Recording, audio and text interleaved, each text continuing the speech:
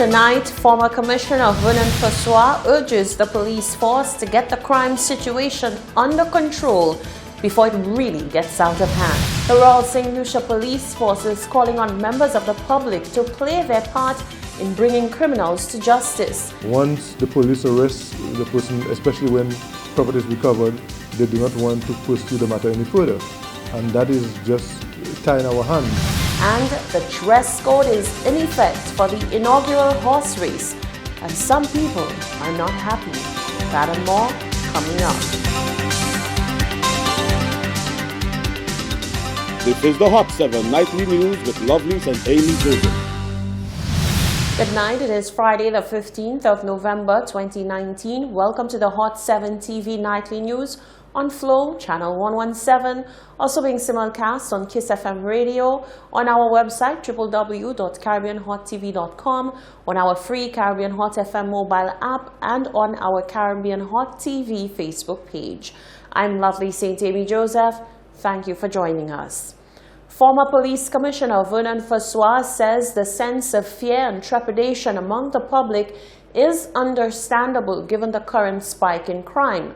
However, he says the situation is not beyond the means of the Royal St. Lucia Police Force.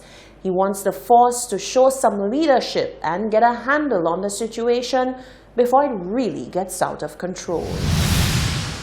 Vernon Fassois knows all too well about dealing with a crime wave. During his tenure at the helm of the police force, he ushered in the now controversial Operation Restore Confidence. But he stands by his work at driving down the crime rate with that operation. So what does he make of the current spike in crime, especially with armed robberies and theft ahead of the Christmas season? He says occasional spikes in crime are not uncommon, and further, that this current increase is not insurmountable. We've dealt with police officers who've been around for quite a while. We'll understand that off and on we have spikes in crime, and so the police, together with the citizenry, really have to understand that there's work to be done in terms of bringing down the crime level, because crime and fear of crime is very detrimental to our country. So it's very important for the police to show some leadership in terms of dealing with the crime. But it's not only a police issue. All of us have a role to play in terms of ensuring that there is a reduction in crime. As a country, we should not panic. The situation is not completely out of control. He says the police force must put a plan of action in place to ensure citizen safety and security. The police department has to engender trust. They have to understand that they have to be out there. They have to, if the public is calling for the police to, render with them some assistance, that they, go out there and do it, that they ensure trust, that they communicate fairly with the citizenry, that things like having regular town hall meetings, understanding the issues, and let the public have their say as to how they think crime should operate. I think the idea of town hall meetings very important. The idea of open communication is very important. But Fassois is quick to note that it is not only about the police stepping up. He says on this national issue of addressing crime, the role of the citizenry cannot be downplayed. We just have to understand that the criminals are our brothers, our sisters, our friends, our neighbors, and we just need to make them feel uncomfortable. We should not in any way encourage them and blame other people. So we need to understand that we as citizens, we have a role to play in reducing crime in St. Lucia. Fassois urges the police force and citizens to avoid panic in the present situation despite their concerns, and to move forward with a clear plan of action. The Royal St. Lucia Police Force, meanwhile, is urging members of the public to play their part in bringing criminals to justice by not backing out of cases after the perpetrators have been apprehended. Superintendent of Police with responsibility for territorial policing, George Nicholas, assures the public that the police is working extra hard to curb the island's crime situation. However, he says there is only so much that they can do on their own. As the year ends and the rate of crime increases, the Royal St. Lucia Police Force has sent out a plea to members of the public to step up and be part of the fight to tackle crime on island. Superintendent of Police with responsibility for territorial policing, George Nicholas, told Hot 7 News that the police are doing their best to bring criminals to justice. However, The victims of their crime need to walk the full mile to see to it that their attackers stay behind bars. We are urging persons, victims of crime, to continue to pursue those matters to the end of the rope. You always find people, once the police arrests the person, especially when property is recovered, they do not want to pursue the matter any further. And that is just tying our hands, because we cannot, in certain instances, we cannot proceed with the matter unless we have the victim present who would come and give the evidence. So we're asking persons to continue to provide the support to the police in continuing to pursue the matter to the end so that justice can be served.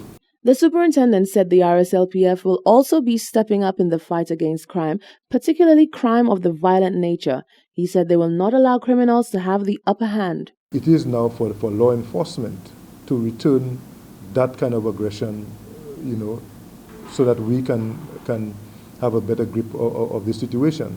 Obviously, if you're pursuing someone who has committed a very serious act and is evading police, the law provides for the police to take certain action to bring that person to justice.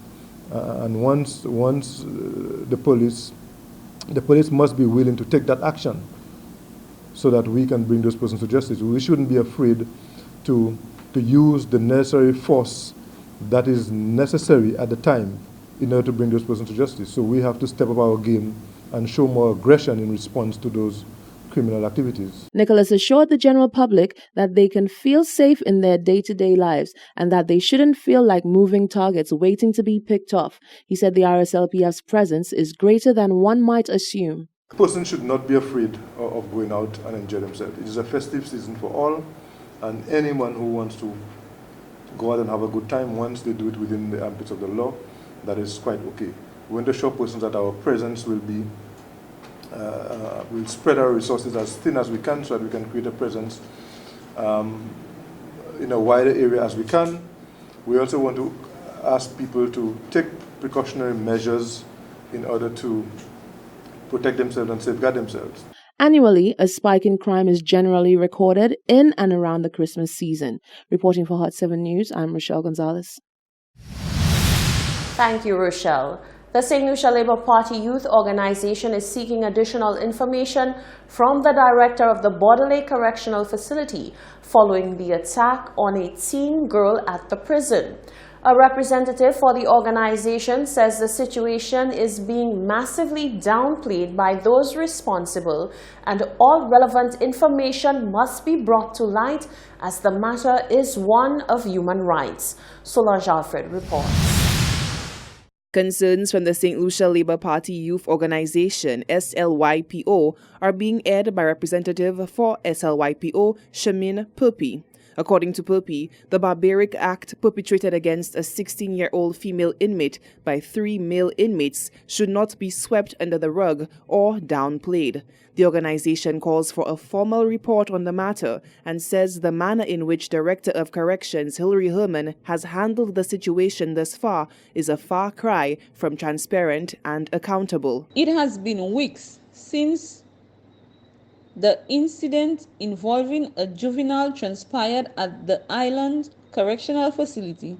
At this point, no proper account of what happened and what measures has been put in place in regards to the safety and psychological needs of the youngster has been made public. It is disheartening that the Director of Corrections tried to pass this inhuman act off as minor by the way he handled the situation. The public was just notified about the incident, but no formal reports have been given to the public in regards to the case. Though it involves a minor and sometimes need to be private to protect the minor, I believe the director and others are trying to downplay what has happened because no one wants to accept responsibility. Purpi says SLYPO regards the matter as a breach of human rights against the young woman and calls for an impartial investigation into the situation. According to Purpi, the SLYPO believes in fair and due process despite the minor being accused of a wrongdoing. SLPYO believes it has to be a human rights issue. Under St. Lucia's Constitution protection from inhuman treatment, note that no person shall be subject to torture or to inhuman or degrading punishment or other treatment. In this instance, a minor was subject to inhuman and degrading treatment, and we are not hearing any public outcry on her behalf.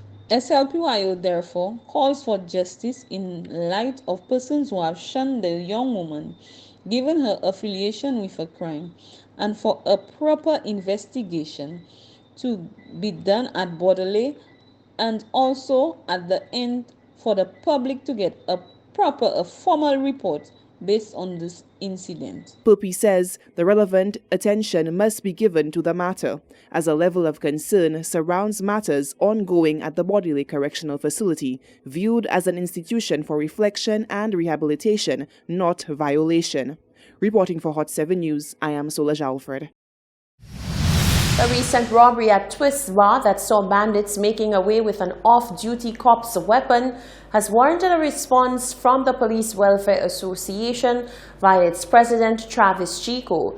Chico says the life-or-death situation forced the off-duty officer to make a decision which may have ultimately saved his life. Moreover, the PWA president delivers a stern warning to criminals amidst the Christmas crime wave. Full disclosure as to the circumstances surrounding the unarming of an off-duty police officer during a robbery at a local bar could not be given by President of the Police Welfare Association, Travis Chico.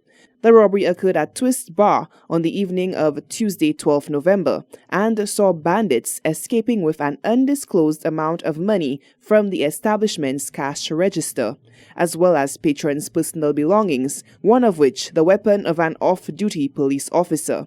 To this end, Chico notes when staring down the barrel of a gun, there are few options one has at their disposal at the critical juncture. The Police Welfare Association understands the circumstances. Our police officer was indeed at the end point of the barrel, and it is a very tight situation, and it is a very uncomfortable one at such point in time. So we've reached out to the police officer, and we've been continuing our discussions on how we could provide some of the necessary debriefing counseling for him. But it calls for a time where the police must say to the criminals that enough is enough.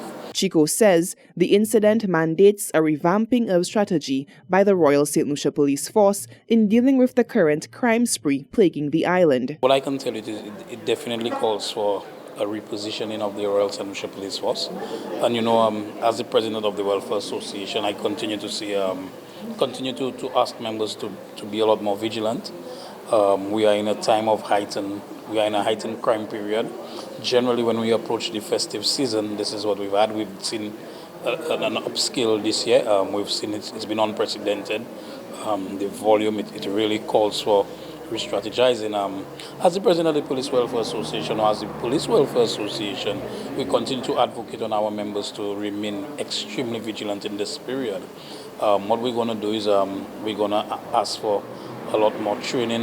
It calls for a lot of hands-on combat, a lot of, sometimes you just cannot depend on the firearm whilst it is the last resort instrument. When asked about comparisons with the 2018 Christmas crime spree, which demanded the full resources of the Royal St. Lucia Police Force, Chico says that ultimate decision lies in the hands of the powers that be. Last year, with the crime surge in the Christmas season, we know that police officers were taken off leave and also that more boots were put on the ground. Moving into this Christmas season, what can we see happening? Well, I'm not sure. This is an administrative position. I'm not sure what is the position. Neither we've heard the government stating whether we are in a state of emergency. However, this is all left to the decision of the commissioner. The Welfare Association does not necessarily object to persons coming back, but what we say is that when persons have come back and served, that they must be compensated adequately. So they come, they serve, but we believe in compensating them adequately for the service granted during the festive season. The National Security Minister, Hermingill Francis, who is currently off island, has not deemed the current crime upsurge as one of national emergency. Reporting for Hot 7 News, I am Solange Alfred. This is the Hot 7 TV Nightly News. Still to come, no horsing around on the Turf Club VIP dress code. Truck drivers are called out for hazardous spillage along the roadways, and the choir that has captured the hearts of the public. That and more when we return.